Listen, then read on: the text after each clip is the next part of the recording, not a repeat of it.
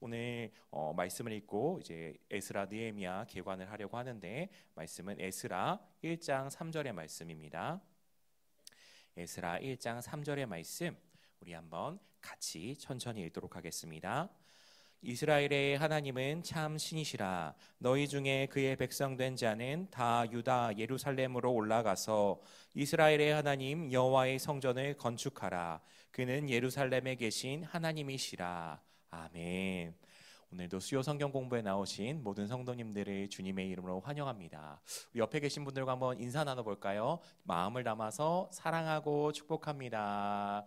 사랑하고 축복합니다. 사랑하고 축복합니다. 네. 이 시간 에스라 느헤미야 말씀을 하나하나 세부적으로 다루기보다는 전체적인 그림을 개관으로서 조명해 보려고 합니다. 에스라 느헤미야 말씀을 나누기 전에 잠깐 PPT 사진 하나 보여주시겠습니까? 크리스텐덤, 저도 사실 안지 얼마 안 된 용어입니다. 크리스텐덤, 이것은 무엇을 의미하냐면 기독교가 지배하는 국가와 사회라고 간단히 정의할 수 있다고 합니다. 기독교가 지배하는 국가나 사회. 과거에는 유럽이 그리고 미국이 이 기독교 세계관 가운데서 나라의 모든 것들이 운영되었습니다. 우리나라 역시도 대한민국 정부가 출범할 때 또 이제 기도로서 이제 시작되기도 하였는데 크리스텐덤. 그런데 오늘날 시대는 크리스텐덤이라고 하지 않습니다. 오히려 포스트 크리스텐덤이라고 이야기하여서 더 이상 기독교가 지배하는 어떠한 국가나 사회와 문화가 아니라 어떻게 보면 믿는 자들이 세상 가운데서 덩그러니 놓여진 것 같다. 이 세상의 수많은 영향력 가운데서 그리스도인의 정체성을 지키기 위해서 고군분투하고 있다라고 이야기를 합니다. 특별히 우리가 말씀 가운데서 다니엘 말씀, 에스더 말씀 같은 경우에는 이 거대한 세상의 제국 가운데 홀로 남겨진 것 같은 하나님의 백성들의 이야기를 담고 있습니다. 그런데 그 가운데서 하나님은 역사하셨고, 또 에스라, 느헤미야, 또 학개, 스가랴, 말라기 같은 말씀들은 그 백성들이 약속의 땅으로 돌아가서 척박한 가운데서 하나님의 백성의 정체성을 살아가고 있는 그러한 모습을 그리고 있습니다. 우리가 세상을 살아가면서 하나님과 교회가 세상에 패배한 것만 같은 느낌이 들 때도 있습니다. 그러나 하나님께서는 여전히 하나님의 구원의 역사를 이루어가고 계십니다. 그 가운데서 세상에서 하나님의 백성의 정체성을 지켜가는 하나님의 백성들의 이야기, 또 그 백성들의 삶의 모습을 통하여서 그 정체성을 함께 지켜가는 우리의 모습이 되기를 원하는 마음으로 이 시간 에스라 느헤미야를 살펴보려고 합니다. 에스라 느헤미야 말씀, 이 에스라와 느헤미야 말씀은 우리가 주어진 이 개역개정 성경 가운데는 두 권으로 분리되어 있습니다. 그런데 이 두 권으로 분리된 것은 처음부터 그렇게 된 것은 아니라고 합니다. 에스라와 느헤미야는 본래 한 권의 성경으로 되어 있었는데 제롬이라는 사람이 라틴어 성경, 불가타 성경을 편찬하는 가운데 나누었던 것이 오늘날 지금까지도 이렇게 나눠지게 되었다고 합니다. 그래서 에스라와 느헤미야 말씀은 본래 한 권의 말씀이기 때문에 굉장한 연속성을 갖고 있습니다. 하나님의 백성들이 이 포로에서 돌아와서 하나님이 주셨던 본래 땅에서 어떻게 살아가는지에 대한 말씀입니다. 이 이스라엘 백성, 하나님의 백성이었던 남방 유다가 바벨론에 의해 멸망되고 포로로 잡혀갔습니다. 그런데 메데 바사, 페르시아의 고레스가 이 바벨론을 점령하고 칙령을 내립니다. 오늘 우리가 읽었던 말씀처럼 유대인들은 예루살렘으로 돌아가서 하나님의 성전을 건축하라 라고 칙령을 내립니다. 역사적으로 보면은 고레스 왕이라는 사람이 이 바벨론과 여러 나라들을 접수한 다음에 각 민족들의 어떠한 정체성과 그들의 신앙을 존중해 주었다고 합니다. 어떻게 보면은 하나님의 크신 섭리와 손길 가운데서 영원히 바벨론의 포로로 살아갈 것 같았던 이스라엘 백성이 하나님의 예언대로, 하나님의 약속대로 다시금 그 땅으로 돌아오게 됩니다. 1차로 돌아왔던 사람들은 수룹바벨을 중심으로 해서 돌아왔습니다. 그들에게는 거대한 목표, 한 가지 비전이 있었습니다. 그것은 바로 하나님의 성전을 재건하는 일이었습니다. 바벨론의 침공으로 말미암아 솔로몬이 지었던 성전이 무너지고 맙니다. 이 무너진 성전을 그대로 두는 것이 아니라 다시금 하나님의 백성, 하나님을 예비하는 그 곳을 회복하기를 원하는 마음으로 우선 그들이 선택했던 것은 성전을 재건하는 일이었습니다. 그런데 돌아와서 성전을 재건하려고 하니까 어려움을 겪게 되는데 그 어려움은 크게 두 가지였습니다. 이스라엘 백성들이 포로로 잡혀가는 동안 이 땅은 비어 있지만은 않았습니다. 사마리아 사람들, 특별히 각 민족의 사람들이 넘어와서 그 땅에 마치 자기들 땅인 양 그곳에서 거주하기 시작했습니다. 그래서 사마리아 사람들과 그 땅에서 살게 된 거주민들의 텃세로 말미암아 성전을 재건하는 일에 어려움을 겪게 됩니다. 두 번째는 경제적인 어려움입니다. 이스라엘 백성들이 포로에서 다시 약속의 땅, 그 하나님께서 허락하신 땅으로 돌아왔지만 어떠한 삶의 터전이 있었던 것이 아닙니다. 땅은 황무하고 가꾸었던 재원들 또한 식량들은 점점점 소진하게 됩니다. 그리고 돌아와서 그냥 땅바닥에서 자는 것이 아니라 이들도 집을 지어야 되고 어떠한 환경들을 조성해야만 합니다. 이러한 경제적인 실제적인 어려움들이 있었습니다. 또 사마리아 사람들이 이스라엘 백성들이 성전을 제거하는 일을 방해하기 위하여서 페르시아 왕궁 가운데 어떠한 탄원서를 냅니다.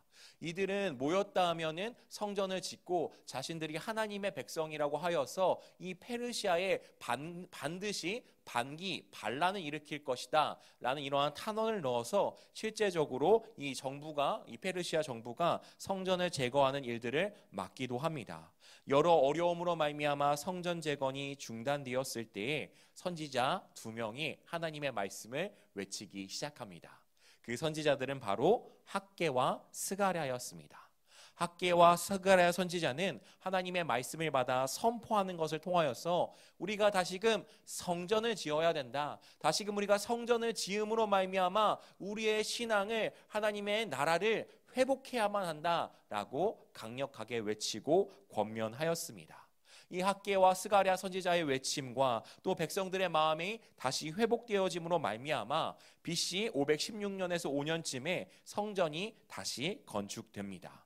그래서 그 성전을 스룹바벨이 중심으로 지었다고 해서 스룹바벨 성전이라고 부르기도 하고 또 첫 번째 성전이 아니라 두 번째로 지어진 성전이라 하여서 제2성전이라고도 이야기합니다. 그런데 이스라엘 백성 가운데 그 성전을 건축했지만 마음 가운데 깊은 영적인 침체와 그리고 타락이 찾아옵니다. 왜 그랬을까요? 이스라엘 백성들은 성전을 재건만 하면은 이제 하나님의 나라가 회복되어지고 우리를 괴롭혔던 모든 이방 민족들이 다시금 다윗 왕 때처럼 우리 앞에 굴복하고 승리할 것이라고 믿었습니다. 우리가 최근은 아니었지만은 그런 것들이 있었습니다. 1907년에 평양 대부흥 운동을 다시 한번 기억하자는 마음으로 어게인 100년이 되는 그해 어게인 1907이라고 하여서 2007년에 다시 한번 평양 부흥에 뜨거웠던 그 부흥의 불길을 다시 한번 하자라는 이야기가 있었고요. 2017년에는 종교개혁이 500주년 되는 해였습니다. 다시금 우리가 하나님의 말씀 앞으로 돌아가자라고 외치기도 했습니다. 물론 하나님께서 그때마다 주신 은혜들이 있었던 것은 사실이지만 그렇다고 2007년에 평양 대부흥 운동 같은 놀라운 부흥의 운동이 일어나지 않았던 것 같습니다. 2017년에 다시 한번 종교개혁 500주년 기념을 맞아서 다시금 온 교회가 말씀으로 회복되어지는 역사가 일어나지는 않았던 것 같습니다. 그러한 상황 가운데 우리의 마음 가운데 낙심이 찾아올 수 있습니다. 뭔가 될 것 같았는데 뭔가 변화가 찾아올 줄 알았는데 여전히 우리의 삶 가운데는 어려움이 있고 여전히 세상은 바뀌지 않는 것 같고 그 가운데서 우리 자신은 한없이 초라해 보이고 작아져 보이는 그러한 모습들, 이스라엘 백성 가운데서도 이러한 영적인 침체가 온 것 같습니다. 성전을 지었지만 성전을 재건했지만 그들이 생각했던 어떠한 획기적인 변화의 모습이 찾아오지 않아 그들 가운데 영적인 침체가 몰려왔고 침체를 시작으로 영적인 부패 그리고 타락의 모습이 찾아왔습니다. 이스라엘 백성 가운데 찾아왔던 유대 공동체 가운데 찾아왔던 영적인 부패와 타락의 모습은 5가지로 다음과 같습니다. 먼저는 제사장들이 직무를 소홀히 하는 것입니다. 그 실예로 원래 흠이 없는 짐승으로 하나님 앞에 제사해야 되는데 그것을 지키지 않습니다.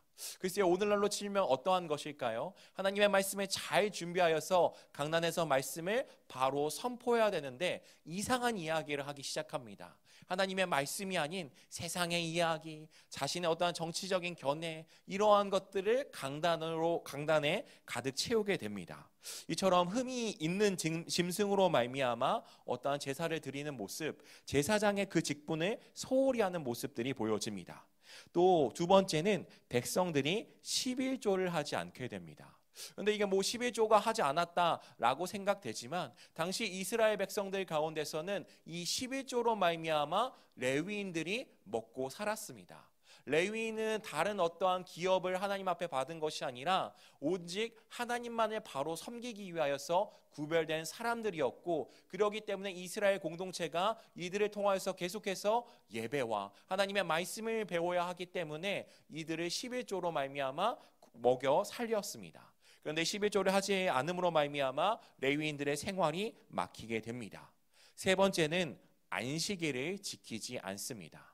안식일은 그저 쉬는 날 정도가 아니라 어떻게 보면 하나님의 백성의 정체성을 구별하는 날입니다. 이날만큼 내가 멈추어서 하나님을 향한 믿음과 신뢰로서 하나님 앞에 온전히 나아가겠다. 그런데 안식일에도 여전히 왕성한 상업 활동을 하고, 이 모습은 그냥 안식일을 지키지 않았다 정도가 아니라 얼마나 하나님의 말씀을 지키지 않은 것이 당연시 되었는지, 그 말씀이 얼마나 희미하게 되었는지를 단적으로 보여준 이야기입니다. 또 한 가지는 이혼과 이방인들을 향한 어떠한 통혼의 모습들이 성행하게 됩니다. 하나님께서 구약 이스라엘 백성들 가운데는 그들의 신앙의 정체성을, 하나님의 약속의 백성으로서의 정체성을 지키기 위하여서 이방인들과의 통혼을 금지했습니다. 그런데 이제는 그것이 사라지게 된 것입니다. 자연스럽게 이방인들과 통혼하게 되면서 하나님의 백성의 정체성이 점점 사라집니다. 다섯 번째 모습은 고리대금업 같은 이러한 것들이 성행하게 되고, 부자들이 가난한 사람들을 경제적으로 압제하고 임금을 착취하는 등 이러한 어떠한 부정한 모습들, 불의한 모습들이 이스라엘 백성들 가운데 가득하게 됩니다. 우리가 이러한 말씀들을 묵상하면서 조금은 오해할 수 있을 것 같습니다. 어떠한 예냐면은, 그래, 이방인들과는 결혼해서는 안 돼 라는 어떠한 결론을 내리기도 하지만, 생각해보면 우리 모두가 이방인입니다. 네. 여기 이스라엘 사람, 유대인들은 한 분도 안 계시죠. 네. 한 분도 안 계실 텐데 우리 모두가 사실 엄밀히 따지고 들면은 이방인입니다. 그런데 여기서 이방인 통혼을 우리가 그럼 이 말씀을 어떻게 받아들여야 하냐, 한 가지 예로서 우리는 하나님의 백성의 정체성을 지켜가야 합니다. 또 이따가 말씀을 살펴보겠지만은 에스라의 말씀의 권면으로 말미암아 유대인들이 그들에게 있었던 이방인 여인들과 그들로 말미암아 낳은 자식들을 내보냅니다. 굉장히 이 말씀을 오늘날의 시각으로 보면은 가정을 파괴하고 엄청 나쁜 일을 하는 것 같은데, 이것은 당시 상황의 특수성을 우리가 살펴봐야 합니다. 오늘날도 동일하게 적용할 수 있는 것이 아니라 이들이 거룩한 하나님의 백성으로서의 정체성을 지키기 위하여서 결단하였다. 그것 가운데서 하나님의 백성의 정체성을 위협하는 세상의 것을 끊어냈다. 우리는 그 말씀을 그렇게 이해해야만 합니다. 이러한 이스라엘 백성들의 영적인 상황을 개혁하고자 에스라가 2차 귀환대를 이끌고 돌아옵니다. 그리고 이어서 느헤미야가 3차 귀환대를 이끌고 무너진 예루살렘 성벽을 재건하기 위하여서 돌아옵니다. 우리가 이 에스라 느헤미야의 배경을 좀 살펴보았다면 이제 그 가운데 담긴 좀 중심되는 메시지들을 살펴보기를 원합니다. 첫 번째는 무엇이 성전일까라는 것입니다. 에스라 느헤미야는 성전을 중요하게 이야기합니다. 그런데 성전이 어떠한 건물 성전만을 이야기하지는 않습니다. 여기서 말하는 성전은 물론 건물 성전도 포함하는 것 같습니다. 그런데 언약 백성, 이 하나님의 백성들까지도 성전으로 바라봅니다. 그렇기 때문에 성전 건물만 다 지었고 땡이 아니라 이제 성전으로서 하나님의 백성들의 그들의 정체성을 다시 세우기 위하여서 고군분투하는 모습들을 볼 수 있습니다. 이어서 성벽까지도, 이 예루살렘을 둘러싸고 있는 성벽까지도 성전으로 바라보고 있습니다. 이러한 모습들은 건물 성전이라는 개념을 넘어서 성전이 하나님의 백성으로 확장되는 모습을 우리에게 알려주고 있습니다. 우리 성경을 전체적으로 조망하는 여러 가지 방법이 있습니다. 우리에게 많이 알려진 것은 구속사적, 예수님의 그 구원의 관점으로 성경을 창세기부터 요한계시록으로 바라보는 것입니다. 또 언약, 하나님의 약속의 관점으로 성경을 바라볼 수도 있습니다. 또 하나님의 나라라는 관점으로도 성경을 살펴볼 수 있습니다. 그리고 또 오늘 많은 신학자들에게 각광을 받는 것은 성전의 개념으로 성경을 살펴볼 수도 있습니다. 하나님께서는 세상을 지으셨습니다. 이 세상을 단순히 지으신 것이 그냥 세상을 짓고 놔두신 것이 아니라 온 세상, 온 우주 만물이 하나님을 예배하는 곳이 되도록, 세상이 하나님의 성전이 되도록 세상을 지으셨습니다. 그리고 그 시작이 에덴 동산이었습니다. 에덴 동산이 점점점 확장되어서 온 우주 열방이 하나님을 섬기는 하나님의 성전이 되기를 원하셨습니다. 그런데 우리가 너무나도 잘 아는 것처럼 인간이 범죄함으로 말미암아 이 성전에서 쫓겨나게 되었습니다. 아니, 그 성전의 모습을 잃어버리게 되었습니다. 그래서 하나님께서는 이스라엘 백성을 택하셔서 그들 가운데 성막과 성전을 짓게 하시고 그들을 통하여서 하나님의 나라를 회복하려고 하셨습니다. 그런데 그것이 결국에는 예수 그리스도로 말미암아 성취됩니다. 참 성전이신 예수님으로 말미암아 세상이 변화하게 됩니다. 그리고 그 예수님을 믿는 자들, 예수님을 주라고 고백하는 자들 가운데 성령이 계심으로 말미암아 우리 한 사람 한 사람이 하나님의 성전이 됩니다. 그리고 우리를 통하여서 하나님의 나라가 확장되어서 결국 예수 그리스도께서 다시 오심으로 말미암아 하나님은 온 우주를 다시금 성전으로 회복시키려고 하십니다. 이것이 성전 신학입니다.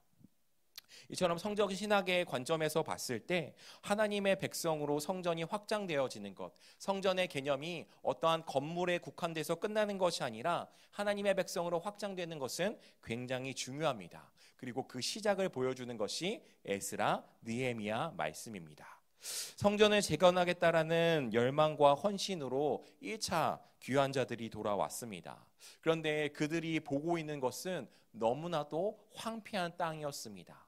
밭이 잘 경작되어 있지도 않고 짐승들이 돌아다니고 또 끊임없이 주위의 이방 민족들이 우리를 괴롭히고 힘들게 합니다. 이 낯선 땅에서, 왜냐하면 이들이 포로로 살았던 페르시아 땅에서 돌아왔기 때문에 오히려 이들이 약속의 땅이라고 하지만, 우리 선조들이 살았던 땅이라고 하지만 오히려 이 땅이 더 낯섭니다.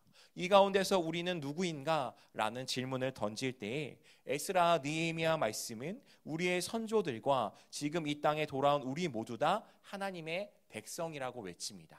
그래서 이 에스라, 느헤미야 말씀 가운데서는 이스라엘이라는 말이 굉장히 자주 등장합니다. 과거 우리 조상들, 그리고 우리 모두 이스라엘, 하나님의 백성이다 라고 이야기하는 것입니다.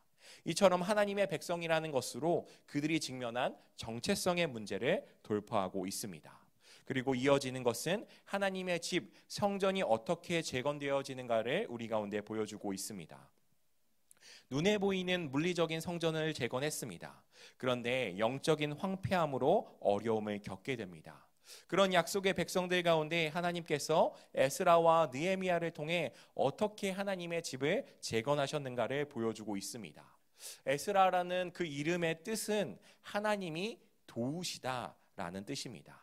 느헤미야라는 그 이름의 뜻은 하나님이 위로하시다라는 뜻입니다. 이스라엘 백성이 돌아와서 많은 어려움을 겪게 되지만 하나님은 이스라엘 백성들을 도우셨습니다. 그들이 지치고 힘들 때 하나님은 그들의 위로자가 되었습니다. 에스라, 느헤미야 말씀은 이처럼 하나님께서 하나님의 백성들을 통하여서 어떻게 하나님의 집, 성전을 재건하고 계시는가라는 것을 우리 가운데 보여주고 있습니다.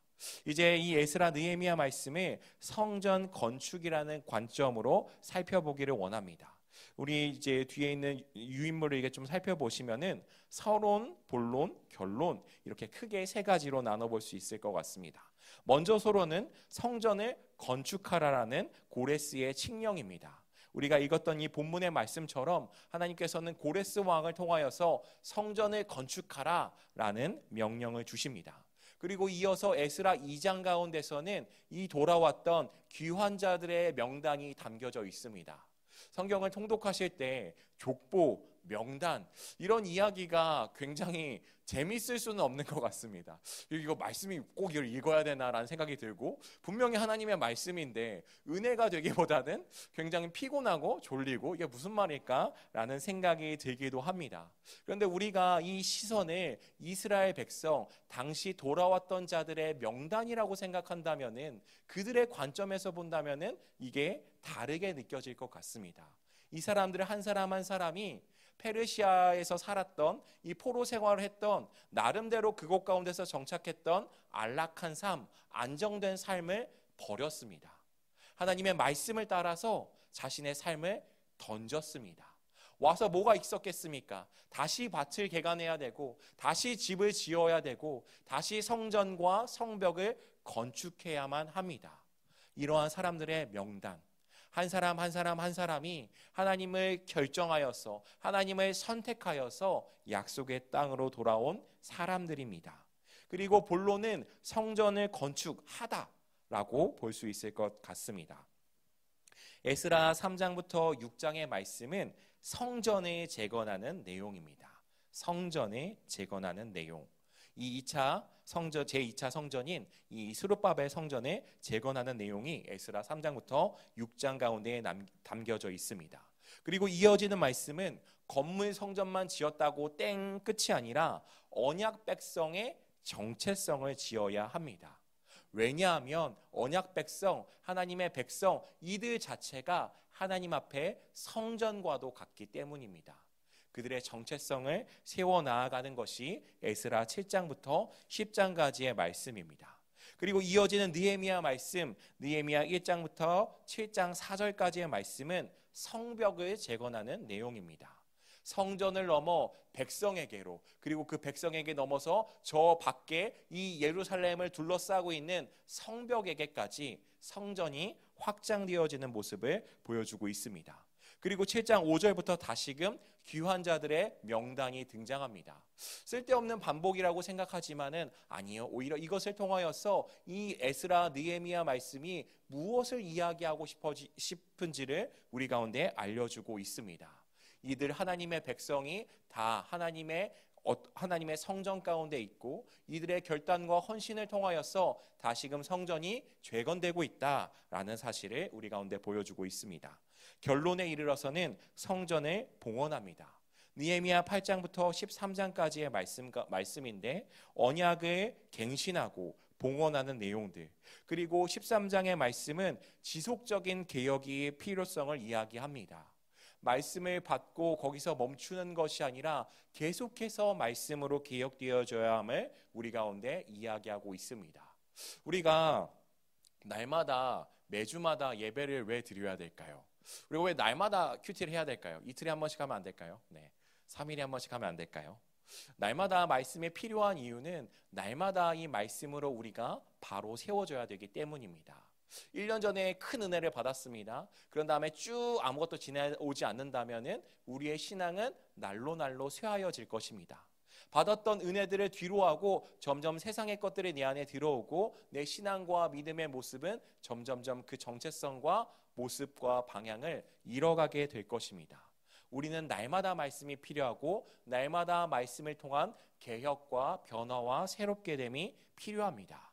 그래서 종교개혁자들은 개혁교회는 날마다 개혁되어져야 된다. 무엇으로? 하나님의 말씀으로 계속 외쳤습니다. 네, 감사합니다. 그래서 이제 이 에스라 느헤미야 말씀을 살펴봤다면 이제 사실 핵심이라고 할 수 있는 오늘날 우리에게 주는 메시지에 대해서 좀 잠깐 나누고 이 시간을 마무리하기를 원합니다. 이 느헤미야는 열심히 성벽을 짓는 이야기입니다. 그래서 이게 뭐 사실 뭐 얼마나 그렇게 중요할까라는 생각이 들기도 하지만요. 사실 이 성벽은 굉장한 의미를 갖고 있습니다. 이 세상과의 경계, 세상에서 살아가는 우리의 일상이 성벽이라고 할 수 있습니다. 왜냐하면 예루살렘 성벽은 예루살렘을 지키고 있는 울타리입니다. 어찌 보면 세상과 맞닿아 있는 곳이고 세상과 경계하고 있는 곳입니다. 이 성벽이 무너지게 되면 어떻게 됩니까? 언제든지 대적들이 넘어올 수 있습니다. 언제든지 대적들이 넘어와서 그들이 원하는 대로 약탈해가고 훔쳐갈 수 있는 상황입니다. 그래서 성벽을 지키는 일은 이 예루살렘과 이스라엘 백성을 지키는 가장 중요한 것이었습니다. 오늘날에도 이 성벽은 어떠한 것을 의미할까? 바로 세상과의 경계, 세상에서 살아가고 있는 우리의 일상이 성벽이라고 할 수 있습니다. 우리가 성전의 개념이 점점점 확장되어서 성벽까지 이어지듯이 우리의 예배는 일상으로 확장되어야 합니다. 주일날 거룩하게 지키는 것 너무나도 중요합니다. 그런데 그 주일의 예배를 시작으로서 우리는 일상의 예배자, 일상의 예배자로 살아가야만 합니다. 성벽을 재건한다라는 것은 우리의 일상을 하나님의 말씀으로 다시 세우는 것과 같다고 이야기할 수 있습니다. 우리가 사실 세상 사람들이 기독교를 욕하고 믿는 사람들의 손가락질할 때 물론 우리가 하나님의 말씀에 바로 따르기 때문에 그 말씀대로 살아가기 때문에 핍박을 받기도 하지만 사실 그것보다도 더 많은 경우는 우리가 말씀대로 살아가지 못하기 때문에 비판을 받습니다. 주여 주여 이름 입술로서는 이야기를 하는데 사랑과 거룩은 이야기하는데 전혀 그 일상과 삶 가운데서는 하나님의 말씀에 순종하는 모습을 찾아볼 수 없는, 오히려 더 독선적이고 이기적인 모습들을 보여줄 때 세상 사람들은 교회와 믿는 사람들을 손가락질합니다. 그런데 에스라 느헤미야 말씀이 던져주는 것은 성벽을 재건하라, 우리의 일상을 다시금 하나님의 말씀으로 재건하라고 외치고 있습니다.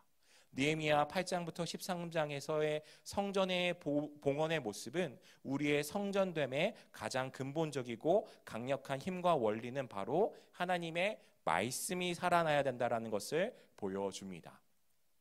제가 이제 한국 성서대학교를 다닐 때 그 교목을 하시던 목사님으로부터 설교자에게 있어서 굉장히 어떠한 지침이 될 수 있는 말씀을 받았습니다. 그 말씀이 느헤미야 8장에 있는 말씀입니다. 거기서 에스라가 성경을 읽습니다. 이제 설교자는 이제 성경을 읽어야겠죠, 당연히 읽습니다. 성경을 봉독을 하고 이 성경의 말씀이 무엇인지 해석합니다.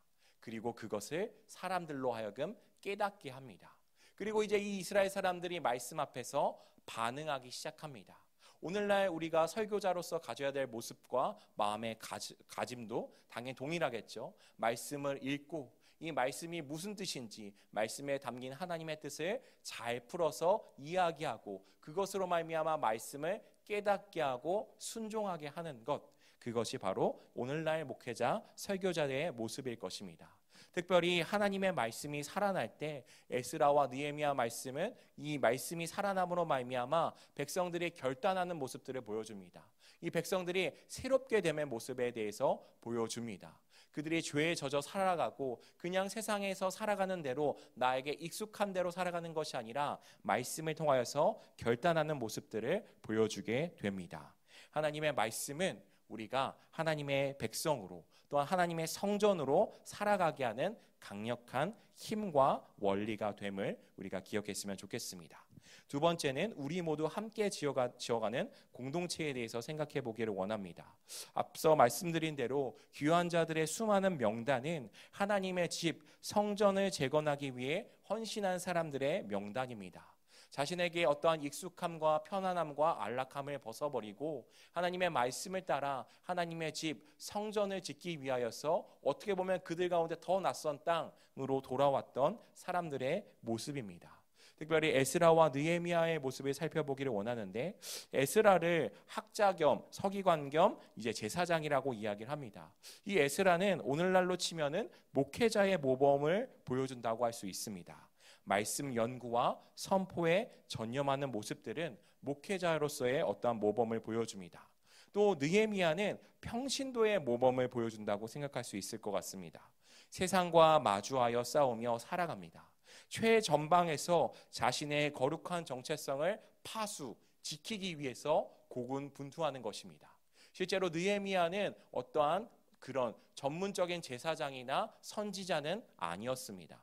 세상에서 어떠한 고위직을 하고 있던 사람이었습니다. 그런데 하나님께서 그 마음을 부어주시고 하나님의 마음을 부어주심으로 말미암아 하나님의 말씀을 쫓아 살아가기 위하여서 성벽을 재건하고 이스라엘 공동체를 재건하는데 앞장섭니다. 에스라만 중요한 것이 아니라 느헤미야가 있어야 됩니다. 느헤미야가 성벽만 재건하고 끝났던 것이 아니라 에스라를 통하여서 말씀으로 공동체를 세우는 모습을 우리는 볼 수 있습니다. 이렇게 우리는 모두 함께 공동체로서 지어져 가게 됩니다. 이 에스라 느헤미야 말씀을 쭉 개관하면서 그 담긴 의미들을 살펴보았습니다. 사실 더 깊은 은혜들을 누리기 위해서는 우리가 직접 이 말씀을 깊이 묵상하고 읽고 상고해야 될 줄로 압니다. 우리가 에스라 느헤미야 말씀을 통하여서 공동체를 세우는 것, 이 세상 가운데서 하나님의 백성, 하나님의 성전으로 살아가기를 결단하는 저와 우리 성도님들이 되시기를 주님의 이름으로 축복합니다.